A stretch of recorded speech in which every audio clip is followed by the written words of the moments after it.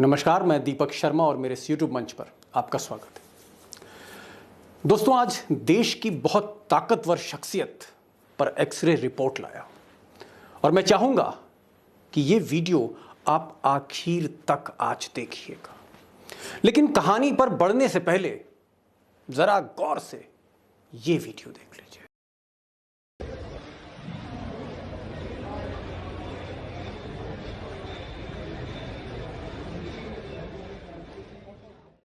अब ये वीडियो इसी साल जनवरी का है, संसद का है, पार्लियामेंट का है।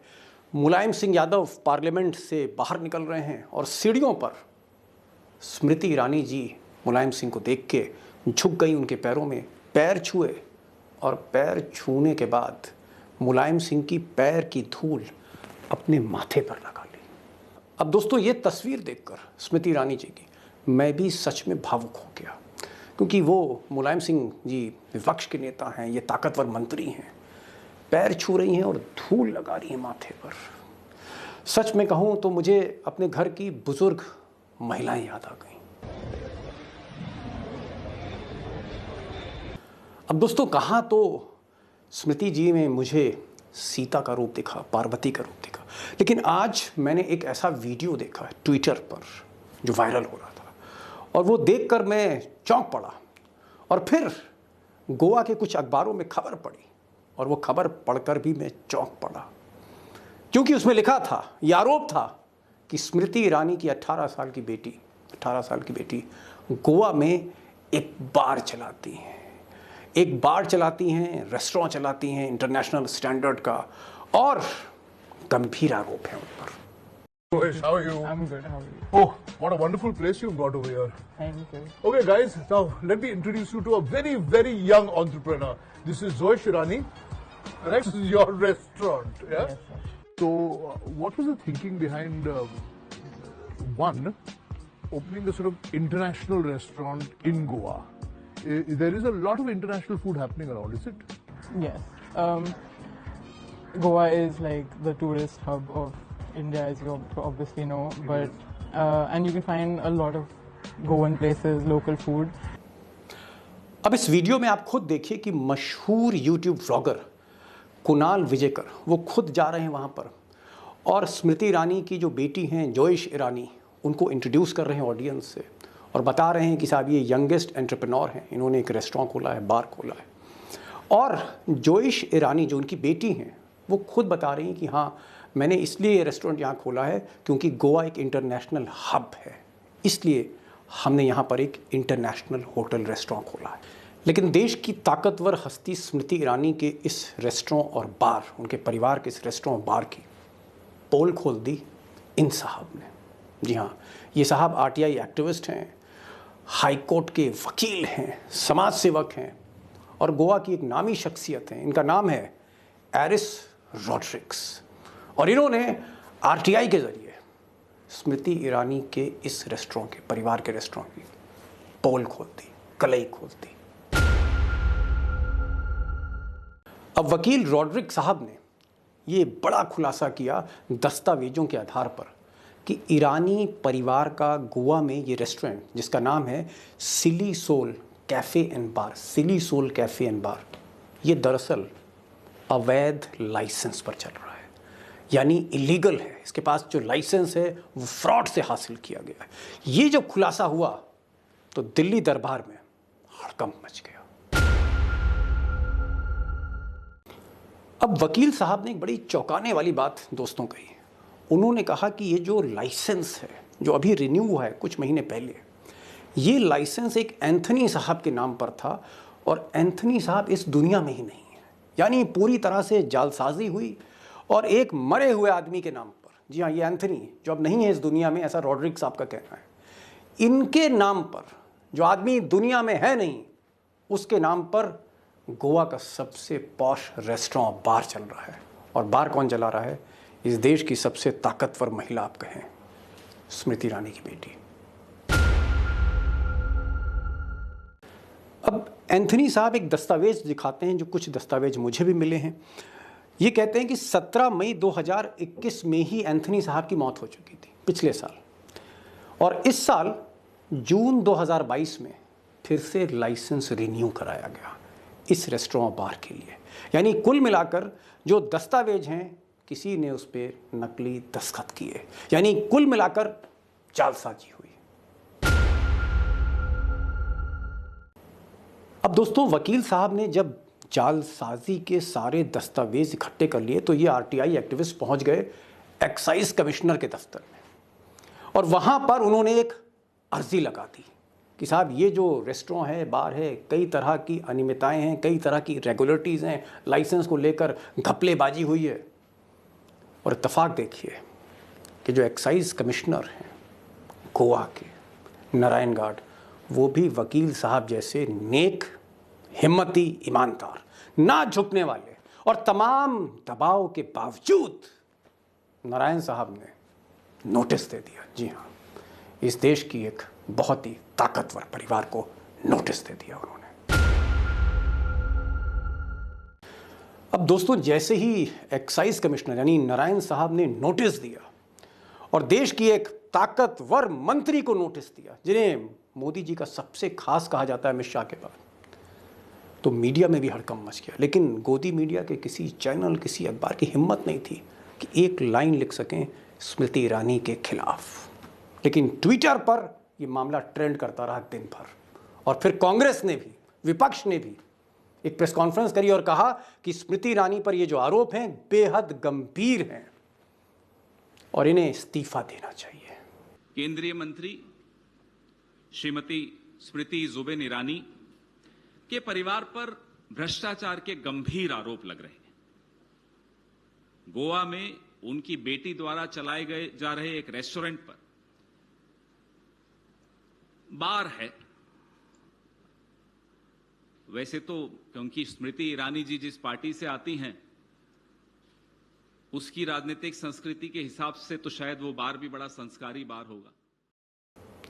अब कांग्रेस में पवन खेड़ा भी थे, जयराम रमेश भी थे, इन्होंने कई तर्क रखे, दलीलें रखे, वो मैं सब आपको नहीं दिखा सकता, लेकिन तमाम मामले तथ्यों के आधार पर उठाए।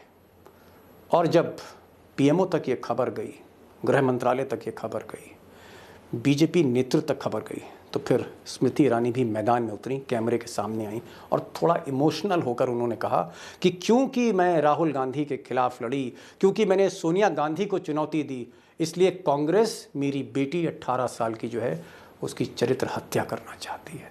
और स्मृति ईरानी ने यह भी कहा कि कोई ऐसे दस्तावेज नहीं, सब बेसलेस है, उनकी बेटी का इस रेस्टोरेंट से कोई ताल्लुक नहीं है, बाहर से कोई ताल्लुक नहीं है। कांग्रेस के प्रवक्ता ने अपने हाथ में कागज दिखाते हुए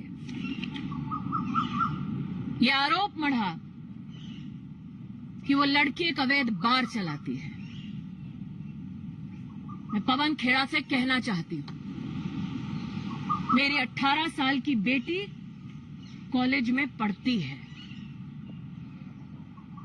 मेरी 18 साल की बेटी कोई बार नहीं चलाती।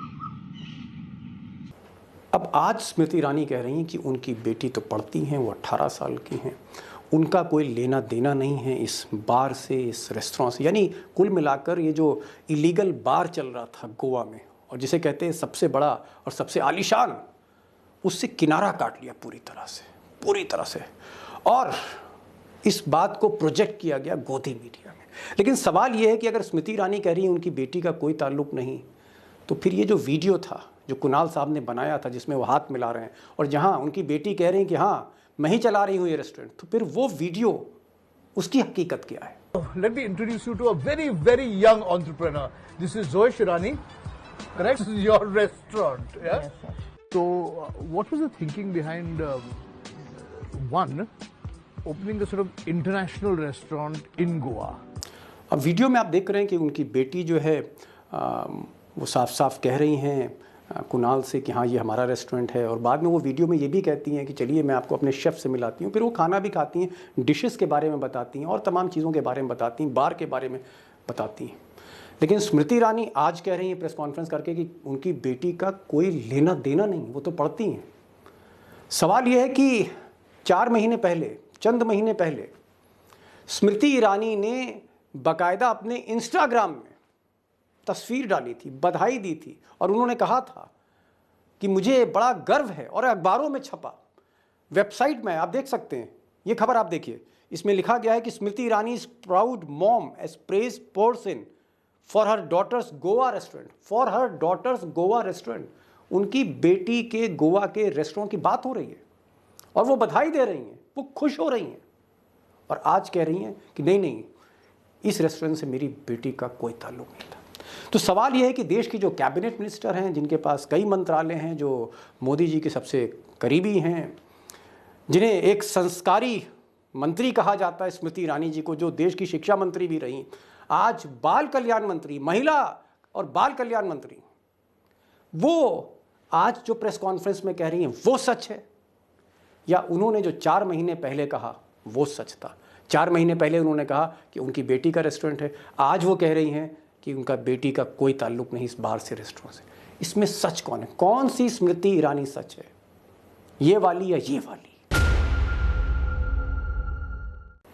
अब दोस्तों, विपक्ष कह रहा है कि सोमवार को ये मामला वो संसद में उठाएंगे कि कहीं ना कहीं ये मामला जो है वो एक इलीगल बार और रेस्टोरेंट का है, एक फ्रॉडुलेंट ऑपरेशन का। ये विपक्ष का कहना है, स्मृति ईरानी का कहना है कि ऐसा नहीं है। तो ये मामला तो अब तूल पकड़ता जा रहा है। लेकिन मैं कुछ दूसरी बात आपके सामने कहना चाह रहा हूँ और मैं आपके ज़रिए, इस YouTube के ज़रिए मैं मोदी जी से गुजारिश करूँगा कि ठीक है, स्मृति ईरानी उनकी बहुत ख़ास हैं, वो प्रधानमंत्री हैं, देश के सबसे बड़े नेता हैं, दुनिया में बहुत ज़्यादा लोकप्रिय हैं मोदी जी, और उनकी जो सत्ता है, प्रचंड बहुमत के साथ उनकी सत्ता है। ठीक है, ये उनका प्रेरोगेटिव है कि वो स्मृति ईरानी के खिलाफ़ कोई कार्रवाई ना करें। एक और मंत्रालय देते हैं, 2 हैं तो 3 दे दें, 4 दे दें मंत्रालय, उस पर मुझे कोई आपत्ति नहीं है क्योंकि वो उनका प्रेरोगेटिव है।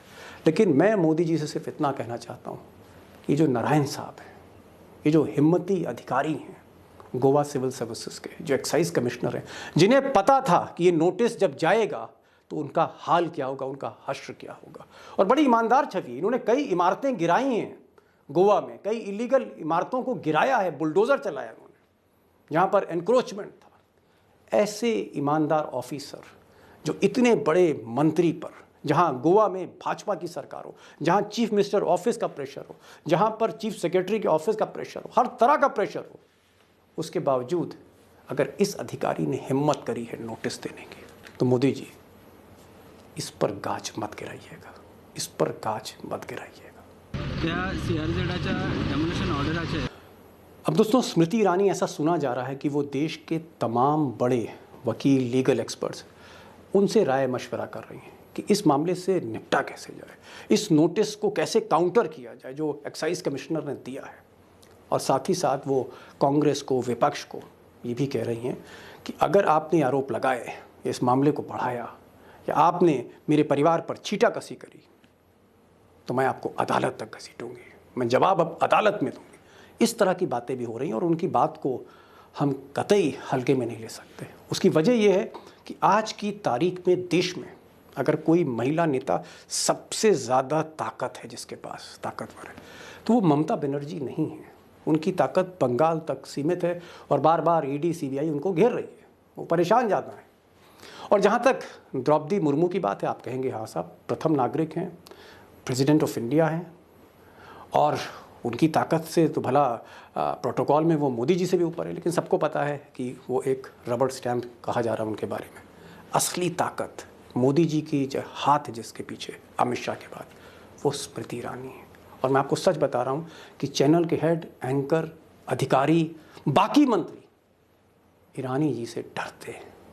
और इसलिए ये खबर ईरानी जी पर नहीं है, ये मत सोचिएगा। ये खबर है 2 लोगों पर। एक रॉड्रिक साहब, ये जो RTI एक्टिविस्ट हैं, समाज सेवक हैं, हाई कोर्ट के एडवोकेट हैं, इस तरह के मामले उठाते रहते हैं। और आप कह सकते हैं कि गोवा में जहां भाजपा की सरकार है, जान हथेली पर लेकर चले रॉड्रिक साहब, और उन्होंने सारे दस्तावेज निकाले और कलही खोली एक ताकतवर शख्सियत की। और उसके बाद सलूट है मेरा नारायण साहब को। ये जो आदमी है, ये जो शख्स एक्साइज कमिश्नर, इसको मेरा सलूट इसलिए क्योंकि उसको पता है कि गोवा में जो सरकार है वो बीजेपी की है, केंद्र में जो सरकार है वो बीजेपी की है, जिसके खिलाफ नोटिस देना है वो बीजेपी की सबसे इंपॉर्टेंट लीडर है, सबसे ज़्यादा ताकत है, रसूख है। उसके बाद भी उन्होंने नोटिस दिया। तो यही एक सबसे बड़ा प्रेरणा है, इंस्पिरेशन है जो इन दो लोगों से मिलता है। फिर मैं इन लोगों को प्रणाम करूंगा, दोनों को, रॉड्रिक साहब को और एक्साइज कमिश्नर साहब को। और मैं मोदी जी से भी कहना चाहूँगा कि रॉड्रिक साहब को सुरक्षा मिलनी चाहिए। आप अपने मुख्यमंत्री से कहें कि इनको सुरक्षा दें और ये आप अश्योर करें कि जो एक्साइज कमिश्नर हैं इनका तबादला नहीं होगा, इन पर जांच नहीं होगी, इन पर गाज नहीं गिरेगी। तो दोस्तों ये था आज का वीडियो। और कहीं ना कहीं जहाँ ये बात रॉड्रिक्स की थी, जहाँ पर ये बात एक एक्साइज कमिश्नर की थी जिसने बड़ी हिम्मत करी, वहाँ पर एक सबक भी था, करनी और कथनी। जी हाँ, इसमें फ़र्क था कि आप दिल्ली में संस्कारी हैं, एक सीता का रूप दिखता है, गोवा में कुछ और रूप दिखता है। अब क्या सच्चाई है तो जब मामला चलेगा एक्साइज कमिश्नर के कोर्ट में तो पता लगेगा कि हकीकत क्या है। क्या स्मृति ईरानी ठीक कह रही हैं और या वो आरटीआई एक्टिविस्ट सही थे, ये तो बाद में पता लगे। आज बस इतना ही। कमेंट अपने ज़रूर लिखिए और मैं ये भी चाहूँगा कि आइडियाज़ भी दीजिए कि किस तरह के वीडियो आपको पसंद आते हैं, ये ज़रूर बताइएगा मुझे। और सब्सक्राइब करिए इस चैनल को और बेल आइकॉन ज़रूर क्लिक करिए क्योंकि नोटिफिकेशन आपको मिलता रहे। तो आज बस इतना ही, फिर मिलेंगे एक नई वीडियो के साथ। नमस्कार।